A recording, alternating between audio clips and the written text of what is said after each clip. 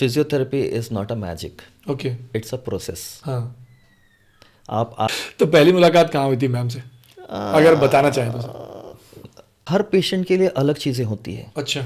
हर equipments अलग होते हैं, हर की वेवलेंथ फ्रीक्वेंसी अलग होती है, तो डिपेंडिंग ऑन। हेलो दोस्तों, you are watching the Arun show. आज हमारे साथ हैं बहुत special guest doctor Ajay Thakur. उनको बुलाने का मकसद यही है कि आज की जो बहुत ही हौच पौच वाली लाइफ है, तो लोग अपनी लाइफस्टाइल को भूल चुके हैं। तो हमारा मकसद है कि एक ऐसे इंसान को बैठाना जो कि न्यू ईयर, जो कि 2026 भी आ चुका है, तो पहले तो आप लोग सबको हैप्पी न्यू ईयर, जो जितने भी हमारे गेस्ट हैं।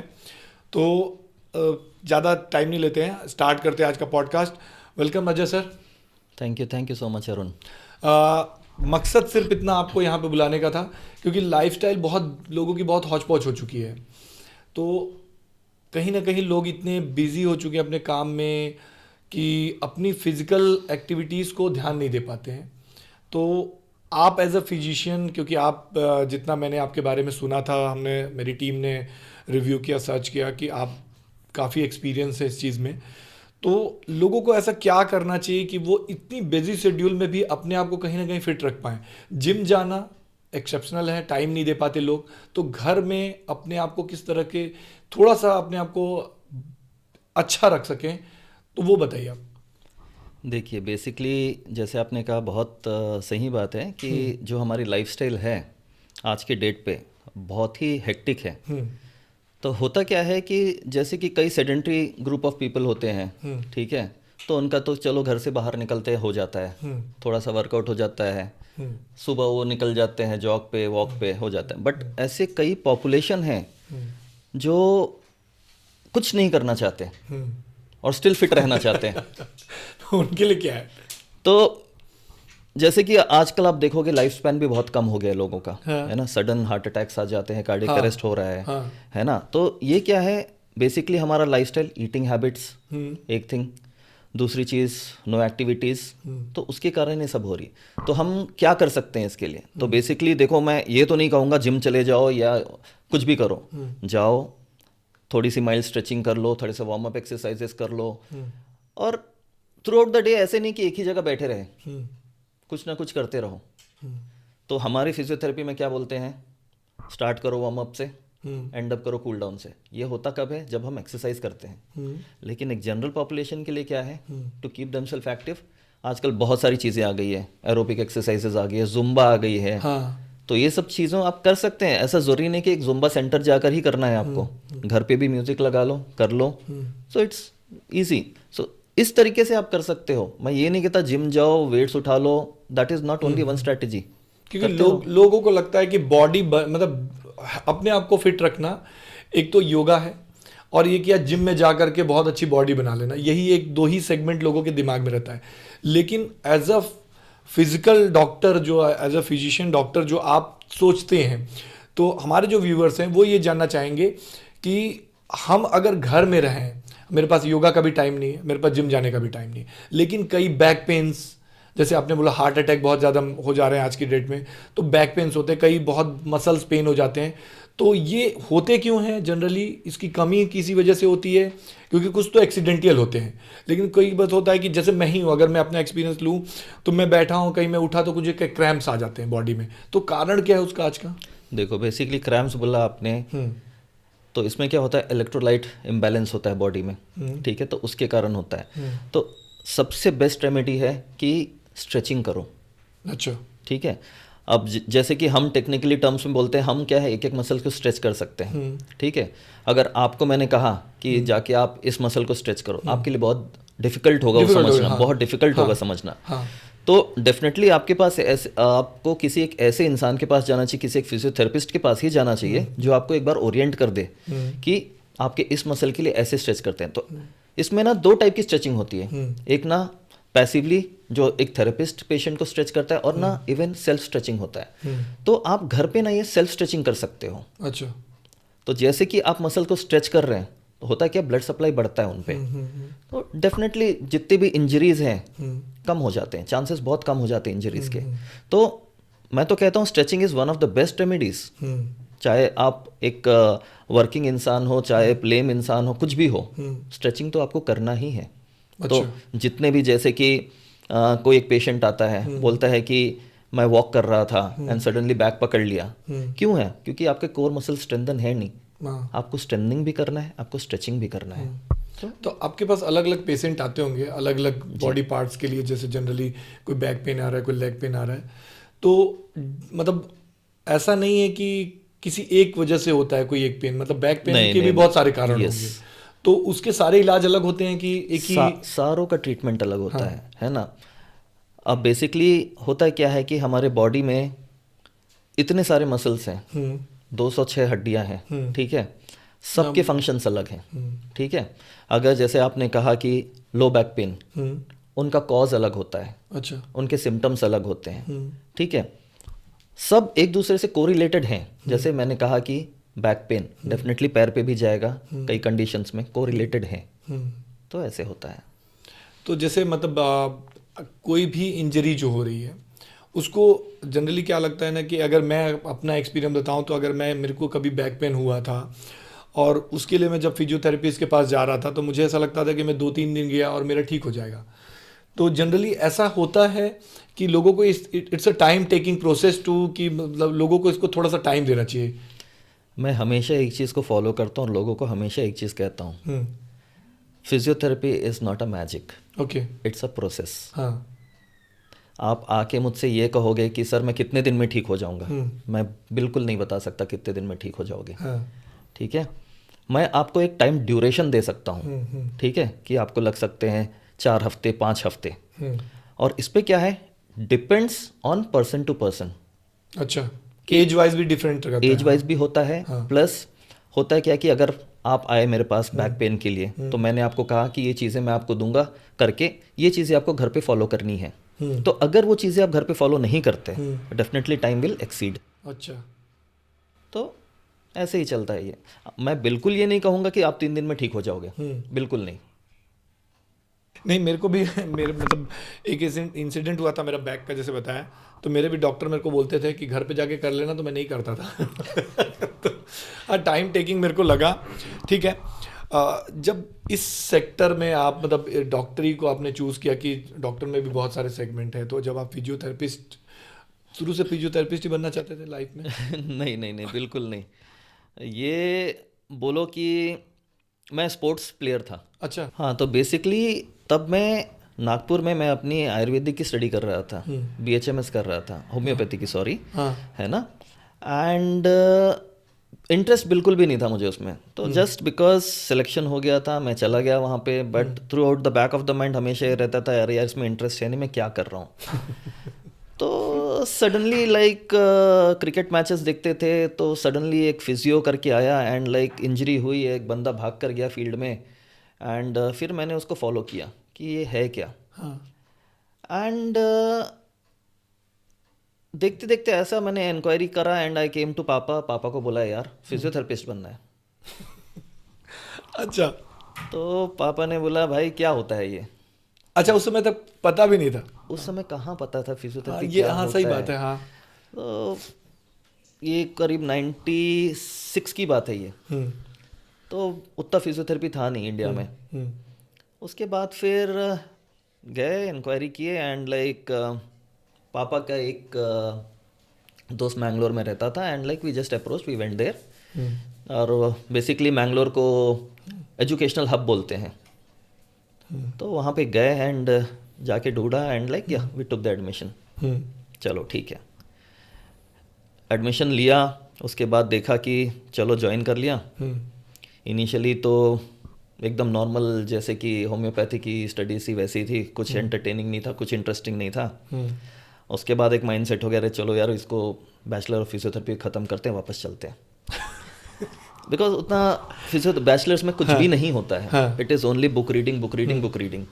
और क्लिनिकल एक्सपोजर भी क्या है कि करते नहीं है, आज के डेट में भी कोई नहीं करता। अच्छा, एक बैचलर्स लेवल में कोई भी नहीं करता, बहुत ही कम करता है। कोई सिंसियर बच्चा एक मिल गया तो कर लेगा, बाकी तो कोई इंटरेस्टेड होता नहीं है, बस डिग्री के लिए जाते हैं।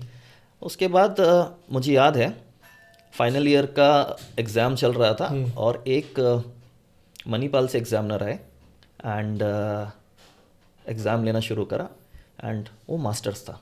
अच्छा। हाँ, तो उस समय हमने मास्टर्स, अरे बाप रे मास्टर्स है, तो ख़त्म हुआ, रिज़ल्ट आया, पापा ने बोला व्हाट नेक्स्ट, अरे कुछ नहीं, आके जॉब ज्वाइन करता हूँ। हम्म। तो फिर नहीं यार, मास्टर्स करके देखते हैं। हाँ। तो फिर मैंने मास्टर्स ज्वाइन किया हम्म। मैंगलोर में ही, निट्टे इंस्टीट्यूट है, उस पर मैंने मास्टर्स जाके ज्वाइन किया। मास्टर्स करते करते चलो एक्सपीरियंस गेन होना शुरू हुआ, बहुत अच्छा लगा, और उसी दौरान स्पोर्ट्स में भी था, चलो बहुत अच्छी बात है। उसके बाद फिर एक दिन मास्टर्स भी ख़त्म हो गया, पापा ने बोला व्हाट नेक्स्ट। हाँ। तो फिर मैंने बोला चलो देखते हैं, तो क्या मास्टर्स के बाद मैंने जॉब ज्वाइन कर लिया फिजियोथेरेपी में ही। तो मैंगलोर में ही किया? मैंगलोर में ही। तो मैंने मैंगलोर में जाके सेम जहाँ से मैंने मास्टर्स कंप्लीट किया वहाँ पे मैंने जॉब ज्वाइन कर लिया। बहुत बड़ी इंस्टीट्यूट है, अभी वो डीम्ड यूनिवर्सिटी हो गई है। अराउंड 1200 बेड की हॉस्पिटल है उनकी, डेंटल कॉलेजेस हैं, फार्मेसी कॉलेजेस है, कैंसर सेंटर है, फिजियोथेरेपी, नर्सिंग, सारे कुछ है। अच्छा। सारा कुछ है। एंड डॉक्टर विनय हेगड़े करके थे, तो मैं उनके पास गया एंड मैंने बोला कि सर मैंने आपके इंस्टीट्यूट से फिजियोथेरेपी किया हुआ है और जॉब के लिए आया हूँ। Without a word he said come and join. Okay. हाँ, कम एंड जॉइन। चलो बहुत अच्छी बात है। एंड 1 साल हो गया जॉब। फिर पहले ये राजीव गांधी यूनिवर्सिटी के अंडर में था, उसके बाद ये जब डीम्ड यूनिवर्सिटी बना तो पीएचडी कोर्सेज स्टार्ट हुए। अच्छा। तो फिर मैंने पापा से बोला, आपने बोला था व्हाट नेक्स्ट, तो मैंने बोला पीएचडी इज नेक्स्ट। हाँ। तो विद जॉब मैंने पीएचडी ज्वाइन कर लिया।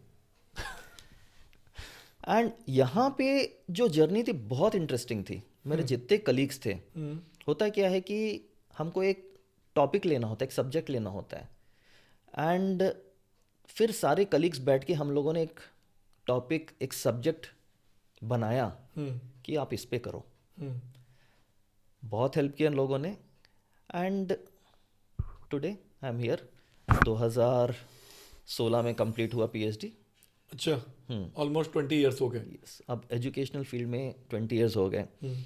तो ऐसा है कि बच्चों को पढ़ाते पढ़ाते इतनी एक्सपीरियंस हो गई, क्लिनिकल ट्रेनिंग में इतनी एक्सपीरियंस हो गई कि वेरी वेल टू डू। तो मतलब ऐसा है कि मैं, कोई भी आए, कोई कंडीशन के बारे में बोले, definitely I will be into it.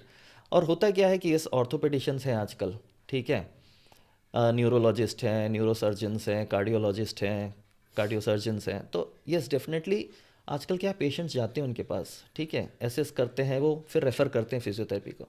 तो हमारे फिजियोथेरेपी में भी हम क्या करते हैं, हमारे पास भी स्पेशल टेस्ट होते हैं। अच्छा। कि उन्होंने जो बोला हुआ है उसको हम रिकन्फर्म करते हैं अपनी तरफ से। अच्छा। हाँ, कि समझ लो एक पेशेंट आया मेरे पास बोलते हुए कि सर बैक पेन है, तो एक ऑर्थोपेडिशियन ने लिखा, ठीक है, कि बैक पेन विद शियाटिका।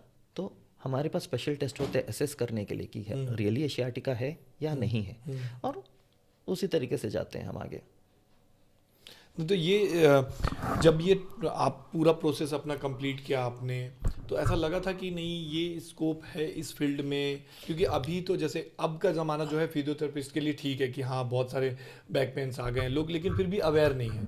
तो जनरली क्या होता है कि हम लोग मैं अपनी बात करूँ या मैं अपने आसपास के सराउंडिंग जो देखता हूँ, लोग घर पे ही सोचते हैं थोड़ा बैक पेन है, ठीक है कुछ लगा लेंगे ठीक हो जाएगा, और उसको सर्वाइव करते रहते हैं, सफ़र करते रहते हैं एक्चुअली, कि वो लंबा ड्यूरेशन हो जाता है और फिर वो इंजरी बढ़ जाती है। जनरली क्या होता है कि जब हम इन सारी चीज़ों को देखते हैं तो एज अ डॉक्टर आपको क्या लगता है कि लोगों को किस स्टेज पे ही डॉक्टर से कंसल्ट कर लेना चाहिए, किन सारी चीज़ों को नेग्लेक्ट करना चाहिए या किस चीज़ को अवेयरनेस के तौर पे देखना चाहिए? देखो स्टार्टिंग से बताता हूँ, जैसे आपने अवेयरनेस की बात करी, तो मैंने कहा कि एज अ स्पोर्ट इंटरेस्ट में मैंने फिजियोथेरेपी ज्वाइन किया।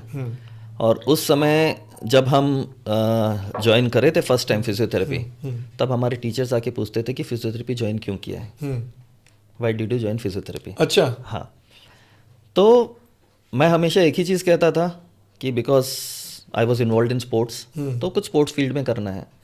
बाकी के लोग, पेरेंट्स ने भेज दिया, अच्छा, कुछ ऑप्शन नहीं मिला, मतलब इस तरह की सोच थी इस चीज़ को लेकर। हाँ, तो सच बोलूं तो अवेयरनेस थी ही नहीं फिजियोथेरेपी के बारे में, ठीक है। आज के डेट में भी ऐसे बहुत सारे स्टेट्स हैं जिसमें मतलब बहुत कम अवेयरनेस है। उसके बाद धीरे धीरे धीरे करके चलो आज के डेट पे अवेयरनेस है फिजियोथेरेपी में क्या है, क्या नहीं करना है, क्या करना है। एक इंसिडेंट बताता हूँ। जैसे आपने कहा कि घर पे कर लेते हैं, कोई इक्विपमेंट लगा लेते हैं, कुछ भी कर लेते हैं। तो होता क्या है कि एक लेम पर्सन है, ठीक है, जैसे आप हैं, मैंने बोला ये मशीन है, आप लगा लो, ठीक है। तो आप क्या करोगे, आप वो मशीन ले लोगे, आप अपने पे इलेक्ट्रोड्स लगा लोगे, इंटेंसिटी बढ़ा लोगे, चलो हो गया भाई, काम अपना हो गया। लेकिन आप ये नहीं जानते उस मशीन में कितने किस्म के इंटेंसिटीज हैं, कितने किस्म के फ्रीक्वेंसीज हैं, कितने किस्म के हर्ट्स हैं। तो आप तो एक ही लगा रहे हो, आपको ये भी नहीं पता चलेगा कि आपको बेनिफिट हो रहा है नहीं हो रहा है। तो आप क्या ले रहे हो, आप प्लेसिबो ट्रीटमेंट ले रहे हो। प्लेसिबो ट्रीटमेंट यानी कि अगर मैं मशीन बंद करके भी मैंने इलेक्ट्रोड लगा के बैठ गया और ये सोच लिया कि हाँ यार ठीक हो रहा है, तो ठीक हो रहा है। अब मेंटली एक आदमी प्रिपेयर होता है ना, कॉन्फिडेंस आ जाता है कि मैं इसी से जुड़ा ना एक सवाल आपसे पूछना चाहता हूँ कि जनरली क्या होता है कि जैसे सियाटिका जो नाम लिया आपने, एक बहुत कॉमन सी नस है जो जनरली लोगों की हो जाती है, मेरे साथ भी ऐसा हुआ था। तो अगर ये चीज़ किसी को होती है तो वो घरेलू उपचार के रूप में अगर जो करते हैं, वो करने के साथ साथ उनको क्या तुरंत करना चाहिए कि उससे थोड़ा सा रिलीफ मिले? अगर घर पे ही एक इंसान है, ऐसी जगह है वो फंसा हुआ, जो हमारे गेस्ट देख रहे हैं, मतलब जो भी हमारे व्यूवर्स आपको देख रहे हैं, वो ये मैं उनके लिए ये जानना चाहता हूँ कि अगर वो कहीं ऐसी जगह पे जहाँ पे वो किसी फिजियोथेरेपिस्ट डॉक्टर के पास नहीं जा पाते, तो कौन से ऐसे एक्सरसाइज है जिनके नाम्स हो, कुछ ऐसा हो जो रेकमेंड कर सकें आप, ताकि उनसे रिलीफ मिल सके कुछ उनको? देखो बेसिकली एक ही प्रोटोकॉल है कि आप अपने से कुछ नहीं कर सकते। अच्छा। आपको फिजियोथेरेपिस्ट के पास जाना ही पड़ेगा, आपको ऑर्थोपेडिक सर्जन के पास जाना ही पड़ेगा। हाँ। है ना। होता क्या आज के डेट पे लोग गूगल खोल लेते हैं, गूगल से निकाल लेते हैं, चलो मुझे सियाटिका है, ये कर लेता हूँ, बट आपको वो प्रोसेस नहीं पता होगी कि करना कैसे है। ठीक है। तो डेफिनेटली बिल्कुल रिकमेंडेड नहीं है कि आप अपने से गूगल निकाल के देख लो, कर लो। बिल्कुल रिकमेंडेड आप एक फिजियोथेरेपिस्ट के पास जाइए। ठीक है। इनिशियली क्या होता है कि जैसे आपने कहा शियाटिका, तो शियाटिक एक नर्व होता है, ठीक है, जो अपने बैक से निकल के लोअर लिम्ब तक जाती है। तो उसमें इश्यूज होते हैं। तो इनिशियली हम स्टार्ट करते हैं पेन रिलीफ से। ठीक है। अब इसमें दो कंसेप्ट है जो मैं फॉलो करता हूँ, आई डोंट नो कि बाकी के लोग फॉलो करते हैं कि नहीं करते हैं। हम दो टर्म यूज करते हैं, एक तो सेंट्रलाइजेशन, एक पेरिफेरलाइजेशन। ठीक है। इसको सरल भाषा में बोले तो जैसे कि पीठ से लेके पैर तक हमारी नस रहती है। ठीक है। तो वो क्या है कि पीठ में दर्द शुरू होके वो पैर से पैर तक जाती है। हाँ। तो पैर का जो दर्द है उसको लाके हमको सिर्फ पीठ तक ही सीमित रखना है। अच्छा, रिवर्सल के तौर पे लाना, ताकि वो वहां तक आ जाए। तो जो पीठ से लेके पैर तक जा रही है दर्द, उसको पेरिफेरलाइजेशन बोलते हैं। Okay. तो हम उसको कट शॉर्ट करके ना हम पीठ तक लाते हैं, उसको सेंट्रलाइजेशन कहते हैं। मतलब एक जगह पे लाके हमने रख दिया उसको, फिर वहां से उसको ट्रीट करते हैं। अच्छा। तो वो क्या होता है कि बहुत इजी प्रोसेस है और पेशेंट उसको ले भी लेता है। अगर आप सारा चीज़ एक ही साथ ट्रीट करना शुरू करेंगे तो बहुत डिफिकल्ट है। अच्छा। तो एक थियरी है, ये बोलते हैं हम कि पेरिफेरलाइजेशन से लेके उसको सेंट्रल में लाके देन उसको जड़ से निकालो। अच्छा। तो जब ये जो प्रोसेस होता है, इसमें टाइम, मिनिमम एक टाइम कितना लगता होगा? अगर एक किसी इंसान को सियाटिका की अगर कोई प्रॉब्लम हो गई बैक पेन की, तो जनरली उसको कितना टाइम मेंटली रहना चाहिए? यस, बेसिकली अगर एक पेशेंट आके मुझसे पूछता है कि सर कितना टाइम लगेगा, तो जैसे मैंने शुरू में कहा कि मैं नहीं बता सकता, बट यस मैंने कहा कि मैं एक रेंज बता सकता हूँ। हाँ। तो 5 to 6 weeks of time, 5 to 6 week of time to get totally rid of the condition. Okay. है ना। ऐसा तो है। यहाँ मतलब ये चीज उसके बाद आपको कंटिन्यू करना है। हाँ। पूरे आपके जो बैक मसल्स है, कोर मसल्स है, उसको स्ट्रेंथन करना है ताकि वो रिकरेंट ना हो। जो आपने एक्सरसाइज बताई कि एक्सरसाइज करते रहना इंसान को, एक्सरसाइज करते रहना है। तो वो क्या है कि दोबारा आएगा नहीं वो। तो जब इतने आपने 20 सालों का आपने बताया कि 20 सालों में का एक एक्सपीरियंस है आपको, इस एक्सपीरियंस में कोई ऐसा केस था जो बहुत डिफिकल्ट था? हॉस्पिटल में थे आप जब जॉब कर रहे थे, तो कोई ऐसा पेशेंट आया जिसको, कई बार होता है ना कि डॉक्टर्स के पास भी, चाहे वो अलग अलग सेगमेंट के डॉक्टर, चाहे कार्डियो हो चाहे कोई भी हो, तो उनके पास भी ऐसा कोई केस आता है जो लगता है कि यार मेरी लाइफ का सबसे टफेस्ट केस है, तो वैसा फिजियो में आपके पास कोई था? Yes, definitely. एक हमारे पास एक पेशेंट आया करते थे, वो कैंसर डिपार्टमेंट से आते थे, ऑन्कोलॉजी। अच्छा। हाँ। तो होता क्या है कि उस समय जो हमारे डॉक्टर्स होते थे रेफ़र कर देते थे हमको। ठीक है। फिजियोथेरेपी। तो पेशेंट आया हमारे पास एंड हम गए वार्ड पे एंड लाइक इनिशियली समझ में नहीं है कि हमको करना क्या है। अच्छा। कैंसर पेशेंट है, सारा रेंज ऑफ मोशन पूरा है, सारा कुछ एवरीथिंग वर्किंग है। तो हमने अपने डॉक्टर से पूछा कि सर करना क्या है, क्योंकि उतना मैंने कहा आपको पहले कि उतना एक्सपोज नहीं था। अभी क्या है कि फिजियोथेरेपी एक हर एक फील्ड में जा रहा है ना। तो उस समय कैंसर बहुत कुछ नया था। तो फिर हमारे डॉक्टर्स ने हमको ये बोला कि आपको इनको फर्स्ट इज मॉरली सपोर्ट करना है, बहुत इंपॉर्टेंट है। दूसरी चीज़ ये है कि इनको बहुत एक्टिव रखना है। तो वो पेशेंट्स होते हैं जैसे कि उनको पता है कितने दर्द से जा रहे हैं, कितने डिप्रेशन से जा रहे हैं। तो हमको उनको बहुत जाके कन्विंस करना पड़ता था कि सर कि आप अगर फिजियोथेरेपी लेंगे तो you will be quite active and आपकी रिकवरी बहुत जल्दी होगी। तो वो एक टाइम था, इट वाज लाइक बहुत ही हेक्टिक था हमारे लिए। आपके जैसे बहुत सारे ऐसे औरतों के पेशेंट आते, पैर और टूट गया है सब, तो जब ये जो जैसे टूट जाते, मैंने एक स्टोरी सुनी है कि जिनका एक बार कोई टूट जाती चीज़ें तो वो बहुत बार बार पेन होती है। जैसे बोलते हैं ना, ठंड आती है तो बहुत ठंड में अगर कोई जॉइंट पेन रहा या कोई दर्द, टूटा हुई हड्डी, तो वो पेन करती है। रियल में ऐसा होता है कि वो कोई और रीज़न है? नहीं नहीं, बेसिकली होता क्या है, जैसे फ्रैक्चर है तो हाँ। बोन की तो अपनी एक टेंडेंसी होती है, हील हो जाती है, जुड़ जाते हैं। हाँ। ठीक है। हाँ। तो उस पे तो मैं ये नहीं कहूँगा कि वो दर्द होगा वापस, क्योंकि होता क्या है कि अगर एक बोन फ्रैक्चर हो गया है, उसके बाद फिजियोथेरेपी लेते हो तो क्या है कि बेसिकली आपका जितना रेंज ऑफ मोशन है, जितनी आपकी एंगुलेशन है, वो हो जाएगा। दर्द कहाँ पे होगा? जो कंडीशन एग्जिस्ट करती है, जैसे ऑस्टियोआर्थराइटिस ऑफ द नी है, रिमेटॉइड आर्थराइटिस है, तो क्या है, ठंड के कारण क्या है कि हमारे बॉडी में ना ब्लड सप्लाई थोड़ा कम रहता है। तो यूजुअली इसलिए हम कहते हैं एक्सरसाइज करो ताकि आपकी ब्लड सप्लाई ज़्यादा रहेगी, तो ठंड में क्या है कि दर्द कम होगा। अच्छा। डेफिनेटली तो रहेगा। ये जो टूटी हड्डी वाला मिथ है वो नहीं मिथ ही है वो ना? मिथ ही है वो। क्योंकि नहीं, बहुत सारे लोगों से सुनता हूँ ना कि अरे वो हड्डी टूटी है ना तो ठंड में दर्द होगी। नहीं तो मैं वही जानना चाहता था, क्योंकि ये क्यों होगा भाई, हड्डी तो जुड़ क्योंकि गई। ऑलरेडी जुड़ गई है। हाँ। अब आप नॉर्मल हो गए हो, क्यों दर्द होगा? वही तो समझ नहीं आता। मतलब ये लोग बेवकूफ बना रहे लोग। हाँ। वो गांव पुराने वाले लोग बैठ के बोलते हैं ना, अरे तेरी हड्डी टूटी थी, दर्द होगा तो देखना, ठंड आएगी तो बचा के रखना, है ना। जनरली क्या है कि जब हम फिजियोथेरेपी की बात कर रहे हैं, आपको स्पेशल इसीलिए बुलाया गया सर, कि लाइफ बहुत, मैंने शुरू में ही जो लाइन बोली थी कि बहुत हौच पौच हो गई है और लोगों को एक रिलीफ चाहिए, एक ऐसा क्योंकि वीडियोस पे बहुत देखता है इंसान आजकल, जैसे आपने बोला कि यूट्यूब पे देख करके बहुत सारी चीज़ सीखता है, बट परफेक्शन नहीं पता है लोगों को, एक्चुअलिटी नहीं पता है कि वो थेरेपी लेनी कैसी है। इसलिए हम आप तक जाते हैं। तो जब आप तक जाते हैं और क्या होता है कि इंसान जब दर्द में रहता है ना, तकलीफ में रहता है, मैं अगर या कोई भी मेरे सराउंडिंग या आपके भी फैमिली में या जो भी, तो जब वो तकलीफ में रहता है तो वो बहुत मॉरली डाउन हो जाता है। तो उस मोरल को हाई करने के लिए आप लोग एज अ डॉक्टर सबसे पहले, क्योंकि डॉक्टर सबसे पहला काम होता है, जैसे अभी आप थोड़ी देर पहले बोले कि मोरल किसी को सपोर्ट देना जी, तो मोरल सपोर्ट देने के लिए सबसे पहला क्या ऐसा होना चाहिए? ऐसा कुछ नहीं है मॉरल सपोर्ट यानी कुछ नहीं है। आप फ्रेंडली रहो पेशेंट के साथ, इंटरेक्टिव रहो, और सबसे इम्पोर्टेंट चीज़ है कि आप सुनो कि पेशेंट बोल क्या रहा है।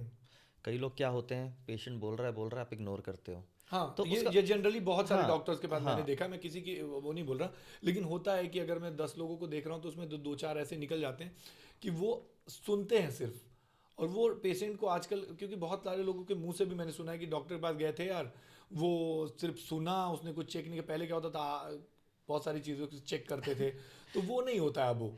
तो क्यों ऐसा क्यों हो गया? ये भी एक चीज़ है जो आपने कहा, एकदम बिल्कुल सही कहा, कि कुछ ऐसी चीज़ें होती हैं जो पेशेंट को सेटिस्फाई करने के लिए, जैसे स्टेथोस्कोप पे लगा दिया, हाँ, चेक कर लिया, हाँ, वो क्या एसेस कर रहे हैं वो भगवान ही जाने। अच्छा, ठीक है। अच्छा, तो ऐसा नहीं है।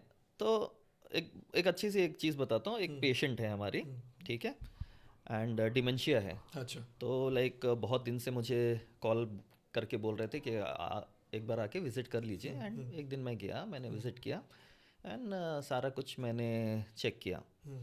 And it's only husband and wife रहते हैं, एंड उनकी फैमिली जो बेटे बेटियां हैं अब्रॉड में हैं। तो उनके हस्बैंड को है डिमेंशिया, एंड लेडी बहुत डिप्रेस्ड बैठी थी, and I just went, hi hello किया, and I just went and sat. And initially मैंने पूछा कि क्या तकलीफ़ है। देन जितनी सारी चीज़ें उन्होंने बताई, तो उसमें मुझे ऐसा लगा कि फिजियोथेरेपी का तो कोई लेना देना नहीं है इसमें।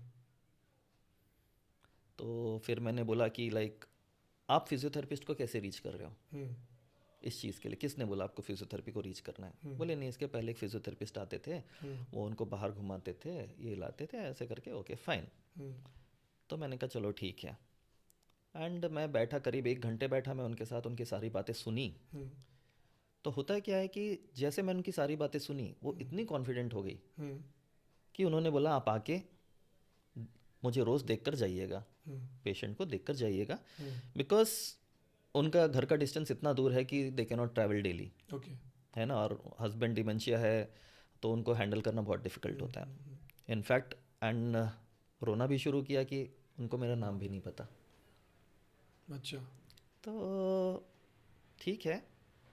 तो ऐसे पेशेंट को कैसे सर, क्योंकि जिसको कुछ याद नहीं, थोड़ी देर पहले की बात याद नहीं होगी, तो कैसे उसको, उस पेशेंट को कैसे फिजियोथेरेपी आप दे पाते हैं? हमको ना उनको ना एक ही एक्टिविटी बार बार टाइम टू टाइम करना पड़ता है। ठीक है, जैसे कोई इंसिडेंट है, समझ लो ब्रश करना है। अच्छा। ठीक है, उनको ये भी याद नहीं रहेगा कि उनको ब्रश करना है, उनको ये भी याद नहीं रहेगा कि उनको भूख लग रही है। अच्छा। उनको खाना चाहिए, वो मांगेंगे भी नहीं आपसे खाना। ठीक है, आपको उनसे पूछना पड़ेगा आपको भूख लगी, तब वो बोलेंगे। अगर आपने उनको पूरे दिन छोड़ दिया, वो आपसे खाना भी नहीं मांगेंगे, पानी भी नहीं मांगेंगे। अच्छा। हाँ, तो आपको उनको ट्रेन करना पड़ता है। ठीक है, जैसे हम उसको बोलते हैं टाइम टू टाइम एक्टिविटी बोलते हैं। जैसे फॉर एग्जांपल जो पेशेंट हैं हमारे, ठीक है, तो उनके एक ऐसी हैबिट हो गई है कि जैसे अंधेरा होता है वो यूरिनेट कर देते हैं। अच्छा। हाँ, वो ये नहीं देखेंगे कि कौन सी जगह है। अच्छा, वो उनको कुछ समझ नहीं वो आता। ओरिएंटेशन है ही नहीं उनको। ये उस बीमारी की एक हाँ, मतलब एक सिम्टम्स एक है। तो जिस एटमॉस्फेयर में अडॉप्ट हो जाते हैं वो, ठीक है, वो चीज़ें उस हिसाब से करते हैं। अच्छा। तो जैसे मैंने कहा ब्रश करनी है, हाँ।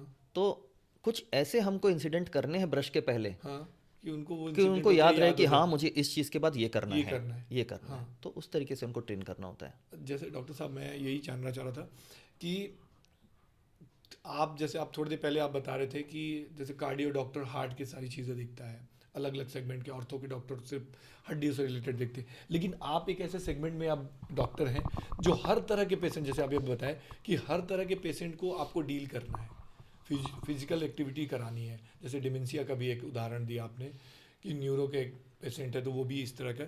तो अलग अलग सेगमेंट के लोगों को ट्रीट करने में चैलेंजेस बहुत आते हैं। नहीं, देखो, एक तो है कि फिजियोथेरेपी में भी स्पेशलाइजेशंस हैं। हाँ। ठीक है, ऑर्थोपेडिक्स है, जैसे कि एमपीटी इन ऑर्थोपेडिक्स, एमपीटी इन न्यूरोलॉजी, एमपीटी इन ऑन्कोलॉजी, एमपीटी इन ओबीजी। अच्छा। तो ऐसा बहुत कुछ है, ऐसा नहीं है। तो होता क्या है कि जैसे मैंने आपको कहा, इनिशियल मेरी सारी एक्सपीरियंस एकेडमिक्स में रही है, तो हमको क्या है कि हर स्टूडेंट को पढ़ाना होता है। ठीक है, तो उस हिसाब से क्या है कि ये जो एक्सपीरियंस है मुझे हर कंडीशंस के हैं, हर एक स्पेशलिटीज़ के हैं, तो ये सबको नहीं रहेगा। जैसे आप एक मास्टर्स कर रहे हो ऑर्थोपेडिक्स में फॉर एग्जांपल, तो होगा क्या कि फर्स्ट ईयर में आप एक जनरल पढ़ोगे, बट उतना एलॉबरेटेड नहीं रहेगा। सेकेंड ईयर में आप सिर्फ ऑर्थोपेडिक्स के बारे में पढ़ोगे, तो आपको उतना टाइम नहीं मिलेगा कि आप न्यूरो को जाके देखें, आप कार्डियो को जाके देखें, तो वो चांसेस बहुत कम रहते हैं। तो इसीलिए आजकल आप देखोगे कि जैसे कि कोई न्यूरो का पेशेंट है तो हम ढूंढेंगे कि मास्टर्स इन न्यूरोलॉजी, तो उस टाइप से। तो सबकी अलग स्पेशलाइजेशंस है। हाँ, मतलब मैं ये जानना चाह रहा था कि जैसे चीज़ें, जब आप डॉक्टरी के बारे में बता रहे थे कि फिजियोथेरेपी ये सब सारे सेगमेंट, तो मेरे ये जानने का मकसद है कि जब हम फिजियोथेरेपी के बारे में जानते हैं तो अलग अलग सेगमेंट, जैसे बहुत सारे नाम लिए, वो तो मैं ले भी नहीं सकता, इतने टेक्निकल नाम है ना। तो आपके कोई ऐसे बॉडी पेन्स होंगे जो बहुत ज़्यादा आपके पास आते होंगे ऐसे बहुत? नहीं, देखो, जैसे मैंने कहा कि फिजियोथेरेपी सबसे पहली चीज़ क्या है, जैसे कि हम स्टूडेंट्स को बोलते हैं कि एग्ज़ाम में अगर कुछ भी आया कि इंडिकेशन क्या है, चाहे किसी भी सब्जेक्ट में, सबसे पहले पेन लिख देना। अच्छा। हाँ, चाहे वो न्यूरो हो, चाहे कार्डियो हो, चाहे ortho, irrespective to any elective, सबसे पहले पेन लिख देना। तो हमारा मेन चीज़ क्या होता है ऑर्थोपेडिक्स में, बोलो तो पेन, रेंज ऑफ मोशन उसको बोलते हैं। जैसे हमारा ये जॉइंट है तो पूरा जॉइंट मोबाइल होना है। अच्छा। ठीक है, तो वो होता है। न्यूरोलॉजी में जैसे बोले तो डील करते हैं अपने बैलेंस के साथ, स्ट्रेंथनिंग के साथ, सारा कुछ। कार्डियो में अपने पूरे लंग्स का, हार्ट का, वो देखते हैं। और एक बहुत ही इंटरेस्टिंग भी है CBR करके, कम्युनिटी बेस्ड रिहैबिलिटेशन। ओके। तो आपने ये देखा होगा ना, जैसे कि प्राइमरी हेल्थ सेंटर्स, हाँ हाँ आंगनवाड़ी, हाँ। तो ये लोग वहाँ पे सर्व करते हैं। अच्छा, तो इनका बेसिक काम क्या होता है? वही है, वहाँ पे भी जाके फिजियोथेरेपी ही देंगे। होता है अच्छा। क्या है कि कई ऐसे गांव होते हैं, जैसे आपने बोला कि बहुत दूर है, नहीं आ पा रहे हैं गांव में, तो एक फिजियोथेरेपिस्ट एक प्राइमरी हेल्थ सेंटर में पोस्टेड रहेगा। मतलब मैं ये सारी सुन रहा हूँ, तो जैसे आपने आंगनबाड़ी की और ये सब बात बोले, तो गांव वगैरह में तो जनरली उतना अवेयरनेस होता नहीं है। प्रेग्नेंट लेडीज वगैरह का भी फिजियो होता यस है? यस, होता है होता है। उनके लिए क्या रहता है? जैसे मैंने कहा ना, उनकी अलग सी इलेक्टिव होती है, अच्छा। Masters in OBG। अच्छा, क्योंकि वो बहुत ही मतलब बोलते हैं सेंसिटिव सेगमेंट है, जिसमें अगर कोई इंसिडेंट, क्योंकि इंजरी हो गई तो उसको बहुत प्रिकॉशनली आपको ट्रीट करना होता है। जैसे जनरली अगर कोई दूसरा व्यक्ति है, अगर उसको कोई बैक पेन हो रहा है या कोई कहीं इंजरी हुई है। डेफिनेटली, जैसे कि हाँ OBG बोला, बैक इश्यूज होते हैं हाँ उनको, हाँ। है ना, तो फिजियोथेरेपी में हम ट्रीट करते हैं। तो उनके लिए अलग तरीके से होता है कि सेम प्रोसेस होता है जैसे? जैसे मैंने कहा, हर पेशेंट के लिए अलग चीज़ें होती है, अच्छा। हर इक्विपमेंट्स अलग होते हैं, हर की वेवलेंथ फ्रीक्वेंसी अलग होती है। तो डिपेंडिंग ऑन द पेशेंट हमको ये सेलेक्ट करना होता है कि हमको इनको देना क्या है। हम जनरली ये नहीं उठा के दे सकते कि एक ही चीज़ सब पेशेंट को दे दो, अच्छा। ऐसे नहीं होता। जैसे एक छोटा सा एग्जांपल, टेंस एक मशीन है, ठीक है, तो बहुत टाइप के टेंस मशीन्स होते हैं, ठीक है। लोगों को ये भी नहीं पता होगा कि टेंस एक चीज़ होती है, इंटरफेरेंस थेरेपी एक चीज़ होती है, मसल स्टिमुलेटर एक चीज़ होती है, तीनों में डिफरेंस क्या है ये भी नहीं पता होगा। मैं एक ये नॉर्मल आम आदमी पब्लिक के को लिए तो बोल नहीं रहा हूँ। पता। हाँ, हाँ हाँ। तो समझ लो कि आपने नेट पे देखा, आपने लिया, आपने लगा लिया, आपने इंटेंसिटी बढ़ा लिया, वो करंट जैसे आएगा, आपने बोला हाँ चलो यार मैंने तो फिजियोथेरेपी का काम कर लिया है। हाँ। वो नहीं होता। अब जैसे मैंने कहा टेंस, उसमें ना 5 से 6 मोड्स होते हैं, डिफरेंट टाइप्स ऑफ टेंस होते हैं। और टेंस होता क्या है वो तो हमको ये भी नहीं पता है। तो और उसमें क्या होता है ना, जैसे एक छोटा सा एग्जांपल देता हूँ कि सबके ना प्रिंसिपल्स अलग होते हैं। एक मशीन है, उसमें बहुत सारे प्रिंसिपल्स होते हैं उनके वेवलेंथ और फ्रीक्वेंसी के हिसाब से, ठीक है। तो फॉर एग्जांपल जैसे मैंने बोला कि एक होता है आपका कन्वेंशनल टेंस, ठीक है, एक होता है आपका एक्यूपंचर और लो टेंस जैसे बोलते हैं। तो जैसे कन्वेंशनल टेंस होता है वो किस पे एक्ट करता है, वो पेन गेट थियरी पे एक्ट करता है। अच्छा। ठीक है, हमारे बॉडी में एक होता है तो जिसमें वो पेन को सेंसेशंस को ब्लॉक कर देता है, ठीक है। डॉक्टर सर, जनरली क्या है ना कि अभी की जो लाइफस्टाइल है उसमें मोबाइल सबसे बड़ा प्रॉब्लम है ना? चाहे वो छोटा बच्चा हो चाहे बड़े हो, रील देखना, वीडियोस देखना, मोबाइल में घंटों बिताना, चाहे वो कहीं काउच पे बैठे हों, चाहे लेटे हों, चाहे कुछ, उसके बाद लोगों को ना बहुत सारे पेन्स हो जाते हैं। तो जनरली जो 2-3 पेन तो मुझे ऐसा लगता है कि एक नेक पेन बहुत ज़्यादा लोगों को होता है, एक बैक पेन होता है। तो ये क्यों होते हैं और सोल्यूशन क्या हो सकता है अगर कोई इंसान इसको घर पे ट्रीट करना चाहे तो, और नहीं क्या करना चाहिए वो भी जानने चाहेंगे आपसे। मत यूज़ करो मोबाइल। ये तो आज की लाइफस्टाइल में होना नहीं है कि लोग मोबाइल छोड़ दें। लोग ना Basically घर नहीं के है। मेंबर्स को छोड़ सकते हैं, क्योंकि नहीं, जनरली ये अभी एक देखा गया है। हमारे जिंदगी का हिस्सा है मोबाइल, हाँ है ना। तो हाँ, डेफिनेटली यस, मोबाइल बोलो तो जैसे कि टेक्नोलॉजी बढ़ रही है, बॉडी हार्म हो रही है, ठीक है। तो यूजुअली मसल इम्बैलेंसेस होते हैं। जैसे कि आपने कहा कि नेक पेन होता क्या है कि हम एक मोबाइल ले रहे हैं तो हम इस पोजीशन पे बहुत देर तक रहते हैं। तो एक हमारा पोस्चर होता है, ठीक है, तो पोस्चर एक अलाइंड होता है। तो क्या है, अगर हम इस पोजीशन में बहुत देर तक ऐसे बैठे रहेंगे तो क्या है कि हमारी जो बॉडी है ना वो फॉरवर्ड नेक पोस्चर को अडॉप्ट कर लेती है। अच्छा। ठीक है, अब बहुत देर तक आप क्या है कि सीधे तो लेट के आप मोबाइल देखोगे नहीं देखते हैं, या पीछे तो एक पिलो बैक बहुत। सपोर्ट हाँ दोगे, हाँ। उसके बाद देखोगे, ठीक है। तो होता क्या है कि आप अपने नेक मसल्स को रिलैक्स नहीं रखते हो, आप एकदम एकदम एरेक्ट ऐसे रखे रहोगे। तो उससे क्या है, यहाँ पे स्ट्रेन पड़ना शुरू हो जाएगा, उससे क्या है कि पेन शुरू हो जाएगा। बेस्ट थिंग इज, जैसे मैंने कहा, मोबाइल यूसेज मोबाइल कम छोड़ करो, दो, वो तो ठीक है? आज के डेट में नामुमकिन चीज हो गई लोगों के लिए। उसके बाद स्ट्रेचिंग करो। हाँ। सबसे इम्पोर्टेंट है स्ट्रेचिंग करो। तो अगर किसी इंसान को जैसे नेक पेन हो रहा है, जनरली क्या है कि गाड़ी में या कहीं पे भी आदमी बैठता है तो जैसे आप बता रहे पोस्चर कि मोबाइल जनरली ऐसे ही देखता है और गर्दन का पोस्चर वैसा बन जाता है। तो अगर किसी को नेक पेन उस तरह से हो रहा है तो उसको घर में क्या प्रिकॉशंस रखने चाहिए या क्या नहीं करना चाहिए? अगर मान लीजिए मुझे एक नेक पेन हो गया या किसी पर्सन को नेक पेन हो रहा है, तो घर में ऐसा क्या ना करके, जनरली हम देखते हैं ना कि गर्दन फोड़ने लगते हैं, नाव के पास वो चले जाते हैं, फुड़वाने करने लगते हैं, तो वो करना चाहिए नहीं करना चाहिए? नॉट रिकमेंडेड, बिल्कुल नॉट रिकमेंडेड।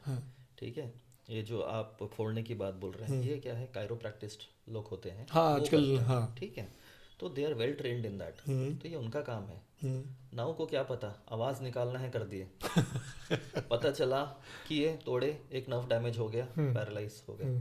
क्योंकि जनरली लोग क्या करते हैं ना, थोड़ा सा भी दर्द हुआ गर्दन में, चलते हैं यार ना हुआ, से फुड़वा लेंगे, बार के पास गए। बिल्कुल रिकमेंडेड नहीं है। उसके लिए क्या करो, जैसे दर्द हो रहा है, एक हॉट पैक ले लो, गर्दन पे लगा लो, उसके बाद कुछ एक्सरसाइजेस कर लो, वो रिलीव हो जाएगा। रादर देन ये तोड़ ताड़ का काम तो छोड़ ही दो।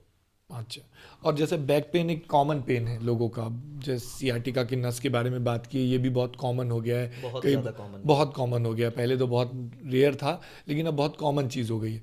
तो अगर किसी को बैक पेन हो रहा है, तो उसको घर पे जैसे नेक की तरह ही उसको कमर से रिलेटेड क्या प्रिकॉशंस लेने चाहिए, क्या नहीं करना चाहिए, तो वो क्या होना चाहिए? बेसिकली जैसे कि शियाटिका बोल रहे हो आप, ठीक है, तो इसमें हम बोलते हैं कि झुकने वाली चीज़ें कभी नहीं करनी चाहिए। होता क्या है कि जैसे हमारा वर्टिब्रस होते हैं, उसके बीच में से नस निकलती है, वो दब जाती है। अच्छा, ठीक है, उसके कारण क्या होता है, वो जो दबा है ना, उसके कारण नस जो नीचे तक जा रहा है, तो आपको नीचे पैर तक दर्द होता है। ठीक है, तो अगर हम झुकने वाली कोई भी एक्टिविटी करते हैं, ठीक है, समझ लो एक हम खड़े हैं या बैठे हैं चेयर पे, पेन गिर गया, हम सडनली झुकेंगे, वो पेन को एग्रीवेट करेगा, क्योंकि वो क्या है, नस को और दबाएगा, है ना।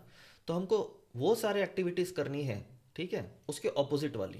तो जैसे हम फिजियोथेरेपी में उसको बोलते हैं एक्सटेंशन एक्सरसाइजेस। अच्छा, अगर मुझे दर्द कमर में है, तो मैं इस तरह का बैंड ना करके मैं उसको उल्टा, मैं शियाटिका की बात कर सियाटिका, रहा हूँ, मैं शियाटिका की बात कर रहा हूँ, ठीक है। तो जैसे मैंने कहा, बैक में बहुत सारे इश्यूज होते हैं। एक होता है स्पॉन्डिलोलिस्थेसिस करके होता है, उसमें क्या है, हमको झुकने वाली एक्टिविटीज करनी है। अच्छा, हाँ, तो वही मैंने कहा ना कि इतनी ओरिएंटेशन लोगों में या फिजियोथेरेपिस्ट में होनी चाहिए कि कौन सी एक्सरसाइज कहाँ पे देनी, कौन सी ट्रीटमेंट कहाँ पे देनी है। क्योंकि कॉमन आदमी के रूप में अगर मैं देखूं, तो मेरे कमर में दर्द है, मतलब मेरे को कमर का दर्द है, वो किस तरह का दर्द है वो तो पता ही नहीं है मुझे। हाँ। तो मैं क्या करूंगा, उसके लिए थोड़ा सा कमर हिला लूंगा, थोड़ा सा झुक जाऊंगा, एक्सरसाइज थोड़ा सा कर लूंगा, उसकी वजह से हो सकता है कि बढ़ जाए वो पेन। वही मैंने कहा ना, दो चीजें ना, एक जनरल आदमी एक क्या करता है, सबसे पहले मसाज कर लेता है। हाँ, बॉडी मसाज, ऑइंटमेंट ले आएगा, हाँ, लगाएगा, कमर पे हम मसाज करा, मसाज करना सही है? नहीं, बिल्कुल नहीं, किसी भी पेन में? किसी भी पेन में नहीं। यूजुअली होता है जो आपकी सॉफ्ट टिश्यू इंजरीज होते हैं, उस पर आप कर सकते हो, लेकिन कोई भी जैसे बैक रिलेटेड इश्यूज है, ना ही करें तो बेहतर है, क्योंकि ऑलरेडी आपकी नर्व कंप्रेस्ड है वहाँ पे, ऑलरेडी आपका डिस्क स्लिप हुआ है, अलग अलग कंडीशन है, तो आप उस कंडीशन को एग्रीवेट कर रहे हो। जैसे शियाटिका आपने बोला, मैंने बोला झुकने वाली एक्सरसाइजेस नहीं करनी है, ठीक है। तो बहुत सारे एक्सरसाइज होते हैं, ठीक है, आपके बैक स्ट्रेंथनिंग एक्सरसाइज होते हैं, एक्सटेंशन एक्सरसाइजेस बेसिकली हम बोलते हैं उसको, ठीक है। उसके बाद हम जितने भी अपने शियाटिक नर्व होते हैं, जो बेसिकली आजकल बहुत ट्रेंड में है, बहुत ही इंटरेस्टिंग चीज़ है, शॉक वेव थेरेपी, वो बहुत हेल्प करती है आज के डेट पे, अच्छा, है ना। तो बहुत सारी चीज़ें, बहुत एडवांसमेंट आ गई है फिजियोथेरेपी में, पहले की तरह नहीं है। पहले लोग फिजियोथेरेपी को मसाज की तरह जानते थे। तो जब हम पढ़ते थे, तो जैसे कि मैं कभी वेकेशन पे घर आया, तो किसी को बोला कि मैं फिजियोथेरेपी कर रहा हूँ, अच्छा मसाज करते हो आप? हाँ, बिल्कुल सही बात है, एकदम सही बात है, बोलते थे। हाँ, ये सच है, ये कि मतलब लोग ना फिजियोथेरेपी को मसाज का ही एक रूप देते हैं। तो ये मतलब गलत भी तो है ना कहीं ना कहीं। तो उनको कंसेप्ट पता है नहीं। यस, डेफिनेटली मसाज एक पार्ट है फिजियोथेरेपी में, मैं नहीं कहता कि नहीं है, ठीक है, लेकिन उसका भी ना फिजियोलॉजिकल इम्प्लीकेशन है। थ्रू ऑफ मशीनरी वो मसाज होता है ना, ऐसा थोड़ी कि हाँ हाथ से भी देते हैं आप? हाथ से भी होता है, अच्छा, ठीक है, लेकिन वो देते क्यों है, हम आराम के लिए नहीं देते। हम जैसे कि लिम्फेटिक्स ड्रेन करने के लिए देते हैं, कोई स्किन में एडिशन है उसको रिलीव करने के लिए देते हैं, तो अलग चीजें हैं। ये नहीं है कि हम आपको पूरा तेल लगा के दे रहे हैं, वो नहीं है, वो कंसेप्ट ही नहीं है। लेट जा, तेल लगा के रगड़ देता है तो ठीक हो जाएगा, नस खोल देता हूं। अगर कोई मुझे कहे फिजियोथेरेपी में, अगर मुझे कोई आके बोले कि सर आप मसाज देते क्या, तो लिटरली पहले तो गुस्सा आता है, बट मैं दूसरी तरीके से ये सोच लेता हूँ, हाँ यार बंदा ओरिएंटेड है नहीं, इसको पता है नहीं, तो ये मेरा काम है कि उसको मैं बताऊं कि भैया फिजियोथेरेपी ये नहीं है। आपको अगर मसाज लेना, आप चले जाइए, जैसे नाव के पास चले जाइए। जनरली क्या होता है ना कि हमने देखा है कि बहुत सारे मसाज, जैसे मसाज की बात की आपने, तो मसाज से रिलेटेड क्या होता है कि लोग जाते हैं नाव के पास, ही बार्बर के पास जाते हैं, पैर हाथ का मसाज कर देना, वो इफेक्टिव है कहीं किसी पेन के लिए? मसल रिलैक्स हो जाता है। ओनली? यस, मसल रिलैक्स होता है। जैसे कि हम कहते हैं ना कि एक तेल लगा लो, मसल क्या होता है, मसाज दोगे ब्लड सप्लाई इंक्रीज होता है। ठीक है, जहाँ पे भी जिस कोई भी एक्सरसाइज कर लो, स्ट्रेचिंग कर लो, स्ट्रेंथनिंग कर लो, जहाँ पे भी ब्लड सप्लाई आपके मसल्स में इम्प्रूव होती है, आपको रिलैक्सेशन मिल जाएगा। ठीक है ना। तो अजय सर, जनरली हमने बहुत सारी बातें की, इन सारी चीज़ों से रिलेटेड आप जितना हमारे व्यूअर्स को बता सकते हैं उतना बताया आपने कि फिजियोथेरेपी कितना इम्पोर्टेंट चीज़ है आज के लाइफस्टाइल में, अब बढ़ने के लिए, आगे जीने के लिए अपने आप को। जब ये सेगमेंट कर रहे थे कॉलेज लाइफ से आगे, जब आप कॉलेज में थे, तो कॉलेज लाइफ कैसा था? बहुत अच्छा था, मज़ेदार था, कि सिर्फ पढ़ाई में फोकस कर दिया था? मैं हमेशा एक ही चीज़ कहता हूँ, college life is not only studies, आपको हर चीज़ में ग्रूम होना है। ठीक है, जैसे हम बोलते हैं एक्स्ट्रा करिकुलर एक्टिविटीज़, स्पोर्ट्स, सारा कुछ। तो हम पेरेंट्स हम जैसे भेजते हैं स्टूडेंट्स को कि जाओ यार पढ़ो, तो वो पढ़ के क्या कैबेज बनना है क्या? नहीं, आपको हर एक फील्ड में एक्सेल करना है। ठीक है, आप स्पोर्ट्स में एक्सेल करो, आप पढ़ाई भी करो, आप एक्स्ट्रा करिकुलर एक्टिविटीज़ करो, कल्चरल्स करो, जो मिलता है सब में पार्टिसिपेट करो। तो होता है क्या है कि आप वहाँ पे इंसान बनने का एक पैकेज बन के बाहर निकलो, सही बात, रादर देन कैबेज बन के बाहर निकलना। ये कॉलेज से रिलेटेड यही बात कर रहा हूँ कि फिजियोथेरेपी आज जो हमारे नए जो स्टूडेंट्स हैं जो इस फील्ड को चुनना चाहते हैं, इनको सिर्फ फिजियोथेरेपी एज अ पैशन चुनना चाहिए या जॉब ओरिएंटेड होना चाहिए कि नहीं ये जॉब का एक लाइन है बस? तो ये मतलब क्या डिफरेंस है इन दोनों में, और क्यों, मतलब आप क्या बोलना चाहेंगे जो आज की डेट में इस फील्ड को चुनना चाहते हैं? ये जो आपने बोला बहुत ही इंटरेस्टिंग चीज़ है, इस पे तो घंटों बात कर सकते हैं, है ना। Depends on person to person. ठीक है, कई लोगों की माइंड सेट होती है पैसे कमाने हैं, कई लोगों की माइंड सेट होती है सर्व करना है। ठीक है, डेफिनेटली फिजियोथेरेपी बहुत ही ग्रूमिंग इंडस्ट्री हो गई आज के डेट पे। ठीक है, not only in India, abroad में भी बहुत स्कोप है इसका। अच्छा। ठीक है, तो डेफिनेटली पहले जब हम ज्वाइन किए थे हमको सोशल सर्विस बोलते थे, आज के डेट पे कोई सोशल सर्विस नहीं करता। बिल्कुल नहीं, हाँ। तो डेफिनेटली आपको अपना भी पेट देखना है। ठीक है, आपको अपनी अर्निंग देखनी है, आपने जितना इन्वेस्ट किया है वो भी देखना है आपको। तो अगर एक सीरियसली देखा जाए, ठीक है, it's a very good field जहाँ पे आप अर्न कर सकते हो। तो मैं ये कहूँ अर्न करते साथ आप अपना पैशन भी रखो उसमें, क्योंकि जनरली क्या क्योंकि होता है जब आप हाँ, अपना पैशन छोड़ दोगे, हाँ। ठीक है, आप अपना पैशन अगर छोड़ दोगे, आपकी इंटरेस्ट अगर खत्म हो गई, तो आप ट्रीट नहीं कर पाओगे। एक पेशेंट को आप अपना 100% नहीं दे पाओगे। जब आप अपना 100% नहीं दे पाओगे तो आपको पैसे भी नहीं मिलेंगे। यही बात मैं बोलना चाह रहा था कि पैशन, अगर आप अपने पैशन को फॉलो करते हो तो पैसे आप कमाते ही कमाते तो मतलब मैं ये, मतलब सर का यही कहना है कि आप लोग जो आगे इस फील्ड को चुनना चाहते हैं, वो जनरली क्या है ना कि दोस्तों, हम सोचते हैं कि पैसा सबसे इंपॉर्टेंट चीज़ है, बहुत इंपॉर्टेंट है, लेकिन अगर आप अपने पैशन को फॉलो करते हैं तो इस फील्ड को, पर्टिकुलर इस फील्ड जो फिजियोथेरेपी फील्ड है, इस सर का ऐसा मानना है कि आप इसको इतना पैशनेट हो जाओ इस चीज़ के लिए कि आप जितना डीपली इस चीज़ को सीखोगे उतना आप ग्रो करोगे। तो सर मतलब जब कॉलेज लाइफ में थे, हम थोड़ा सा टॉपिक से बाहर आ गए, नहीं, है ना, तो जब कॉलेज लाइफ में थे तो जनरली क्या होता है कि कॉलेज लाइफ में होता है ना, प्यार मोहब्बत वाला सिचुएशन हुआ था? बहुत ही सीरियसली बोलूँगा, मानोगे नहीं आप, ठीक है, कि हम 7 दोस्त एक साथ रहते थे। हाँ। एक ही अपार्टमेंट में रहते थे, 7 की गर्लफ्रेंड नहीं थी। हम क्या करते थे, हाँ। कोई वीकेंड होती थी तो उस जमाने में तो ये अपना वो नहीं मोबाइल भी नहीं था। हाँ। मोबाइल नहीं था उस समय। अच्छा, मोबाइल था ही नहीं, बिना मोबाइल वाला, बिना मोबाइल वाला फेस था वो। हाँ। तो वो वीसीआर था। अच्छा, हाँ हाँ हाँ। तो हम क्या करते थे, रेंट पे ना वीसीआर लाते थे, हाँ। एंड सैटरडे को बैठ के आराम से पार्टी करके पूरे 2 दिन सैटरडे संडे मूवीज देखते थे। एक रेंट पे लाते थे, हाँ। और अगर ये ऑप्शन नहीं होता था तो हमारे मैंगलोर से एक 130 किलोमीटर से एक प्लेस है कुर्ग करके, हाँ। सारे बाइक उठा के वहाँ चले जाते थे। कुर्ग बहुत सुंदर जगह है, बहुत सुंदर।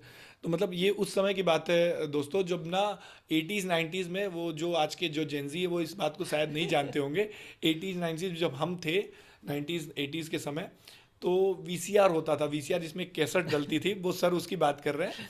तो उसमें क्या होता था कि कैसेट डाल के और उसको रेंट पे लाते, कि बहुत महंगा मिलता था उस समय। ये भी नहीं था कि मोबाइल पे आप जैसे आज देख लेते हो ना हर मूवीज वगैरह, वैसा नहीं था। ये सीडी के भी पहले की जमाने की बात है।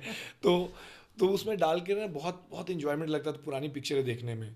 ठीक है, तो सर उस समय प्यार मोहब्बत हुआ था किसी कोई? नहीं, तो वही सातों प्यार मतलब ऐसा मान के चल रहे थे कि प्यार नहीं कर रहे हैं नहीं, हम जैसे मैंने कहा ना, साथ एकदम बिंदास बंदे थे। हाँ, क्योंकि सर गुड लुकिंग तो बहुत हुआ आपको, ऐसा तो नहीं कि नहीं, मतलब ऐसा कि लड़की नहीं मिली नहीं, होगी? तो लाइक थर्ड ईयर तक तो लाइक बिल्कुल नहीं हाँ, ऐसा, मतलब एकदम पढ़ाई मस्त, पढ़ाई में भी नहीं थे, जैसे मैंने मस्तीखोर अच्छा। वैसे थे हम। हाँ। मतलब बाइक निकाले, घूमने निकल गए, कहीं पे भी ऐसा उस टाइप से था।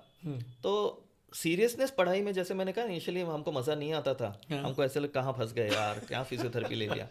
बट जैसे हम थर्ड ईयर के लास्ट में आए, ठीक है, जब हमारा सिंसियरिटी बढ़ी कि हाँ यार अब इंटरेस्टिंग लग रहा है, क्योंकि होता है कि फर्स्ट और सेकेंड ईयर में ना टिपिकल एकदम रॉ सब्जेक्ट्स होते हैं, एनाटॉमी फिजियोलॉजी बड़े बोरिंग होते हैं। अच्छा। हाँ, इंटरेस्टिंग कब होता है जब आप फिजियोथेरेपी सब्जेक्ट्स उस पर डालते हो। अच्छा। वो आते हैं आपके सेकेंड Practically ईयर, जब सब सीखना थर्ड ईयर चालू से होता आते है, हैं हाँ। वो।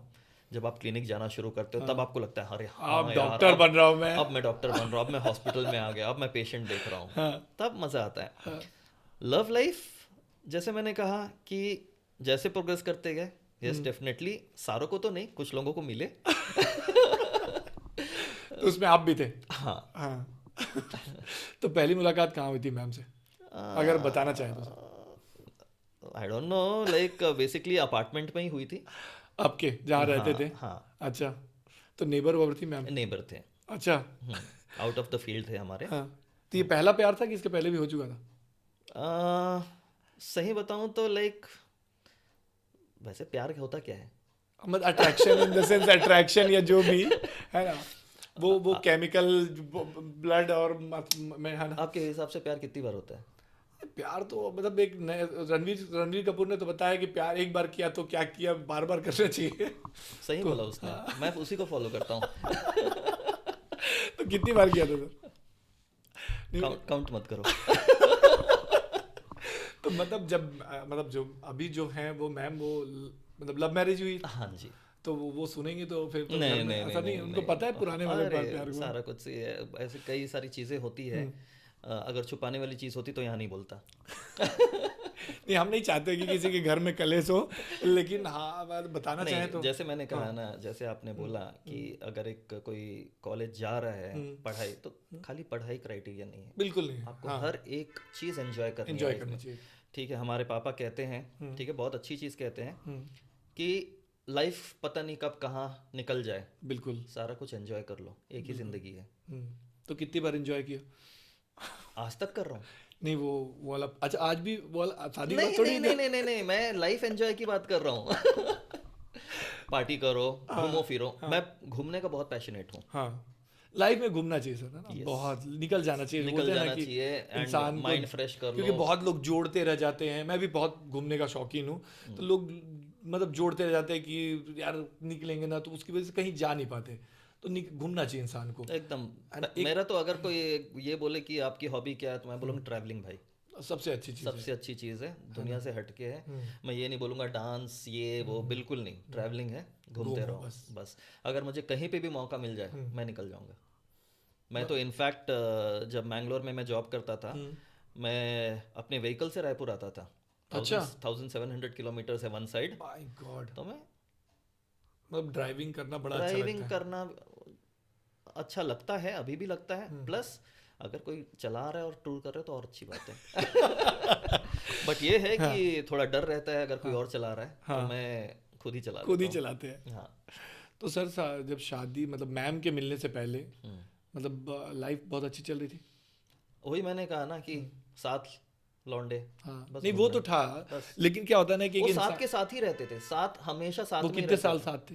हम 4.5 साल साथ थे। अभी भी जुड़े अभी हैं? भी है, दोस्त सब हैं? यस यस यस, दोस्ती इंपॉर्टेंट है सर, दोस्ती बहुत बहुत जरूरी ज़्यादा चीज़ है। इम्पोर्टेंट है।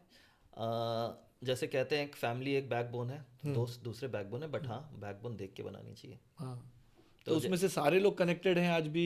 यस डेफिनेटली, सारे के साथ कनेक्टेड है। कुछ अब्रॉड में है, कुछ इंडिया में है। रेगुलर बात होती है हमारी, मिलते हैं, रीयूनियन वगैरह होता है? रीयूनियन इसलिए नहीं हो पा रहा है हमारा क्योंकि कुछ लोग अब्रॉड रहते हैं, एक डेट देते हैं और आते नहीं है। तो ये 2 साल से तो चल ही रहा है कि करेंगे करेंगे, let's see when it happens. चलिए, अच्छा है। तो दोस्तों, आज हमारे साथ थे डॉक्टर अजय, जो कि एक बहुत बड़े फिजियोथेरेपिस्ट हैं। उनका बैठाने का मकसद हमारा यही था, जो अभी तक उनसे बातें की वो उन्होंने अपना सारा एक्सपीरियंस अपना शेयर किया है। तो होप आप लोगों को बहुत अच्छा लगा होगा। और आप उनसे मैं बस इतना बोलूँगा कि वो कुछ भी ऐसा एडवाइस लोगों को दे कि वो घर पे जो चीज़ मतलब अपनी लाइफ को अच्छा करने के लिए वो एक लाइन जो भी वो बोलना चाहे। The best thing is keep yourself active, चाहे किसी भी तरीके से हो, चाहे वॉकिंग करो, जॉगिंग करो, स्ट्रेचिंग करो, बट आज की डेट में keep yourself active as बहुत सारे डिसीजेज हो रहे हैं। तो एक ही चीज़ है, एक्टिविटी करते रहो। तो दोस्तों, आज का पॉडकास्ट हम एंड कर रहे हैं। हमारा पॉडकास्ट हर 10 दिन में आता है, 10, 20 और 30 को हर मंथ में। तो हमारे चैनल को ज़्यादा से ज़्यादा सब्सक्राइब कीजिए, ताकि आप लोगों का ही सपोर्ट रहेगा तो हम आगे बढ़ते रहेंगे। इसलिए हमने छत्तीसगढ़ के रायपुर से इस पॉडकास्ट स्टार्ट किया है। इसको नेशनल लेवल पे ले जाना है, आप लोगों का सपोर्ट चाहिए। Thank you guys, thank you for supporting us.